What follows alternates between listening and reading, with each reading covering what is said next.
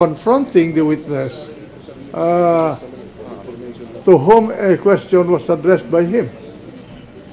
So we will allow the witness to produce the required document by the distinguished senator from Cebu, and if he does not, then upon his request, the presiding officer will be compelled to pro forma issue the compulsory process. And Mr. President, just one more point. We also requested for the engineer's report. Apart from the request of Senator Osmeña, this representation likewise requested that the engineer's report be submitted. Engineer's report. As to the damage to that unit. To whom shall we address that? Actually the witness earlier manifested that he will try and secure that report. Do you know the engineer's report? Do you know, are you part of the engineering department of Megaworld? No, sir, I am not. So who will be in possession? I will make some inquiries, sir. Who will be in possession of engineer's engineering report on any question regarding the structure, damage, or deficiency in the structure owned by the Megaworld? Our operations department should have it, sir. Who in the operations department? The engineers there, sir. The chief of the engineering department. The operations department, sir. That's what we call it. The chief of Yes, the sir. operation. Yes, sir. I will operation department. get in touch with him to Can find you out. identify him for purposes of Yes, it's disappearance? his name is Philip Scando, sir. He's the one heading our operations All department. right.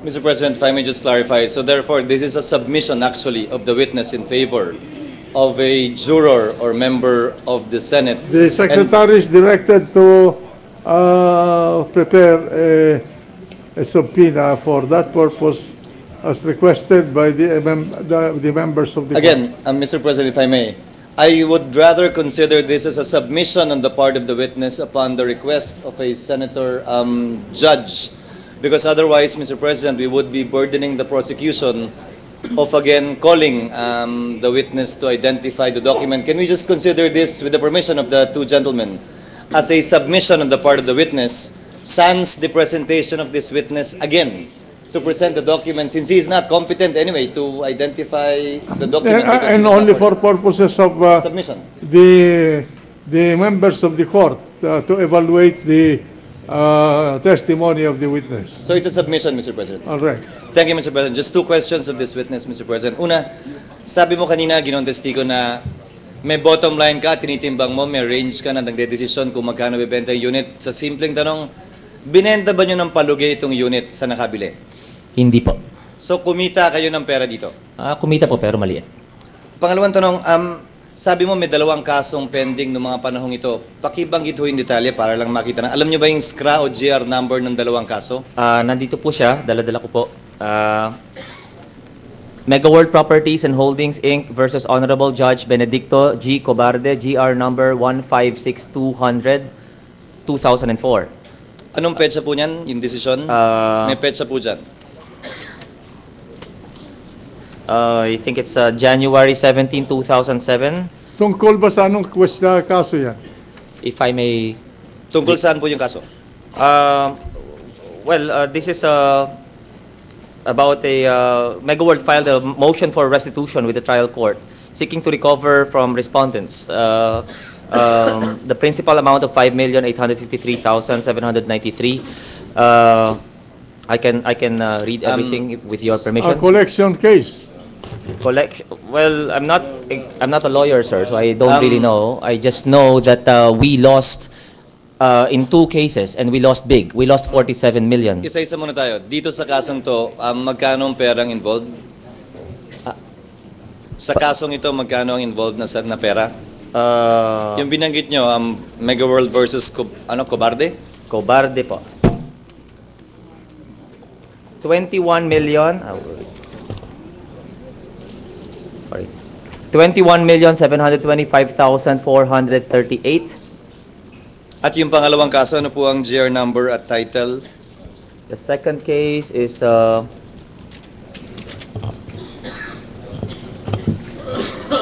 GR number 181206 in 2009. Oh, I'm sorry. The 21,000 po is para dito sa GR number 181206. At sa GR 175391, the amount involved was 26 million in total. Sino po ang nanalo sa kasong yun?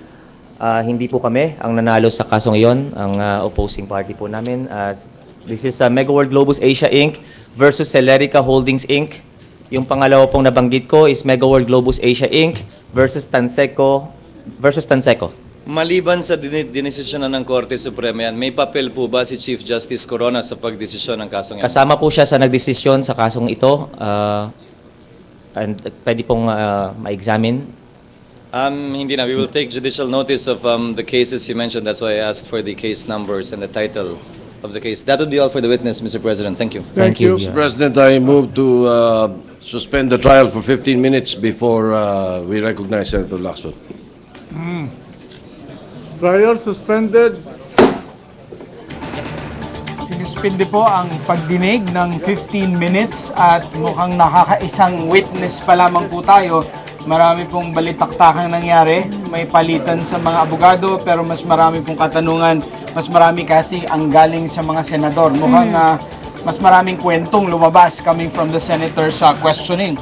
Ito nga pinresenta nilang witness kani-kanina lamang ay si Noli Hernandez, ang Senior Vice President for Marketing and Sales ng Mega World, at ang nag-examine sa kanya ay si Attorney Joseph Jomar Perez mula sa prosecution. Pinatotohanan lang niya itong discount na inavail nitong si Chief Justice Renato Corona sa pagbili ng penthouse unit dito sa Bellagio Condominium. At hindi kagaya kahapon na medyo nagtagumpay siyang dire-diretso, yung objections ni Associate Justice Cuevas ay marami ang nasustain sa araw na ito. Mukhang talagang nahirapan siyang makausad dun sa kanyang nais ipalabas. Nalaman po natin sa testimonya nitong testigo na 24 million ang original price nitong penthouse unit na to at ibinaba nila to 19.6 million. Ito ay dinicide ng Mega World Corporation dahil sa ilang factors. Ang sinabi niya ay ito ay last unit na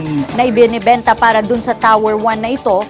Ito ay semi-bare at nung panahon ng 2008 kung kailan ito ibinenta ay bagsak ang real estate industry. Tanong natin kay Attorney Joey Cathy, ano yung basihan ng objection ni Attorney Cuevas dito sa direct examination ng witness na ito, Attorney?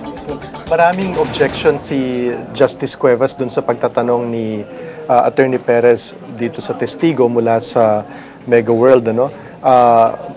Palagay ko ang naging malaking problema rito ay may gustong mailabas na informasyon si Attorney Perez na mukhang hindi naman talaga relevant ayon sa paningin or hindi naman material sa paningin ni Justice Cuevas doon sa punto kung bakit nagkaroon ng reduction or diskwento sa presyo. Kasi ang lumalabas is merong reduction doon sa presyo from 24 million to 19.5 million. Gaya nga ng paliwanag ng testigo, ito ay nagmula doon sa iba't ibang factors na binanggit na ni Cathy. Ngayon, ang gustong palabasin ngayon ni Attorney Perez is mula doon sa 24 million, parating doon sa 14.5 million, merong parte doon na baka naman ibinigay dahil sa posisyon ni Chief Justice. So, napakahirap palabasin ito na yun ang naging motivasyon ng Mega World for selling the price at a discount kay Chief Justice. At pumapangalawa na dito, sa nais ni Attorney Perez na palabasin itong informasyon na to, marami na siyang tinatanong na nagbayad, nag-claim ba kayo ng insurance, binayaran ba kayo ng insurance, meron bang mga ibang units na ganito. Kaya naging issue whether he was impeaching or whether he was questioning the attorney.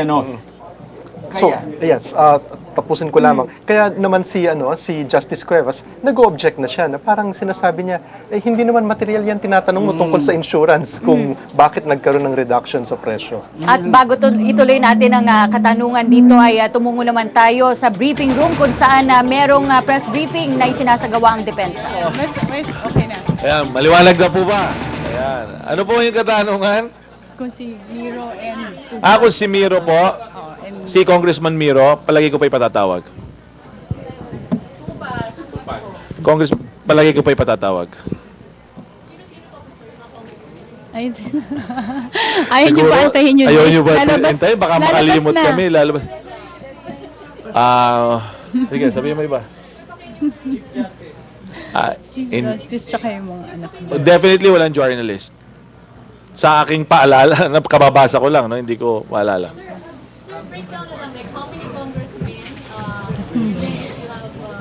Siguro, initially, I think congressmen, marami ng 7, 8.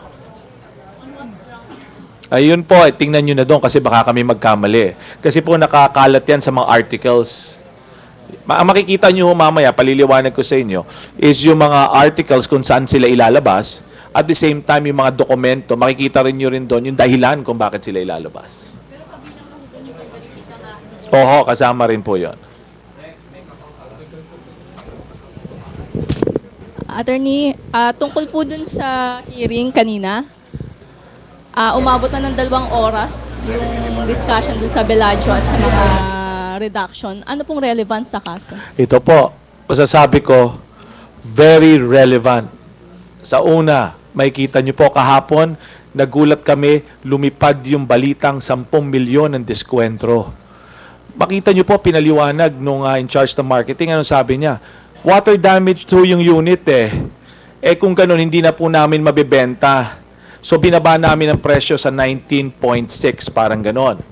Tapos, dahil nga dun sa discounts na standard na binibigay nila, ay umabot ng 14.5. Napakaliwanag pong ipinakita po yun. Na yung, na yung diskwentro ay naayon sa kanilang business practice. In fact, maalala nyo, tinanong ng ating lead counsel, sabi niya, yan bang diskwentro na yan, ibibigay nyo sa bawat Juan de la Cruz na kung kayang bilhin? Anong sagot niya? Opo.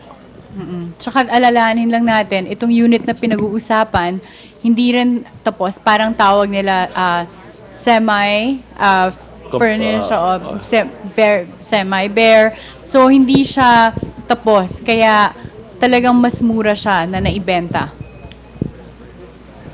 Sir, ask ko lang, yung tungkol doon sa mga prosecution na kukunin yung witness, Opo.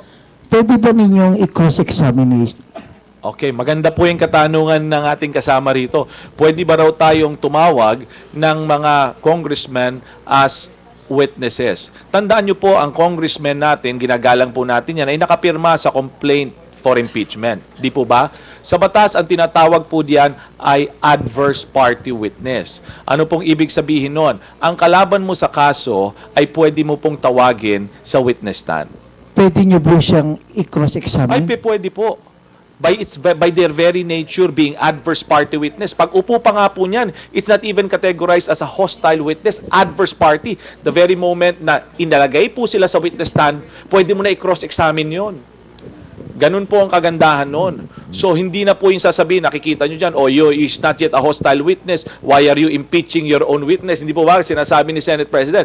Pag yung mga yan po, bilang congressman, na bilang complainant sa mga kaso na ito, ay inupo sa witness stand, they are treated as an adverse party witness. Ang ibig po sabihin, the very moment na umupo sila sa stand, they could be asked cross-examination questions. Ganun po. Attorney, any particular kung saan doon sa mga article? Makikita, mahirap po magkamali kami. O babalik tayo doon sa issue ng verified by yung complaint or what? Hindi, okay.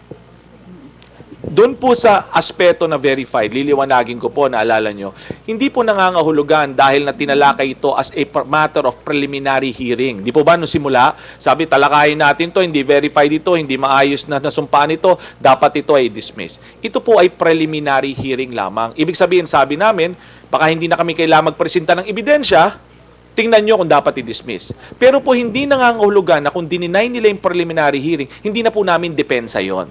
Defenses pa po namin yon. Hindi po nakabasura yon. Na kahit po sa batas nire-recognize yun, pwede ho namin ilatag na ebidensya pag presenta namin, pwede po. At napakaganda pong pakinggan ng mamamayan pag presenta sila dahil po nakasumpa sila sa harap ng mamamayan. Kahit po na-resolve na yan, tama po ba? Yung matter na yon, kasi po ganito, paliliwanag ko, medyo po yan, technical eh. Kasi po sa batas, ganito yan. Yung preliminary hearing na final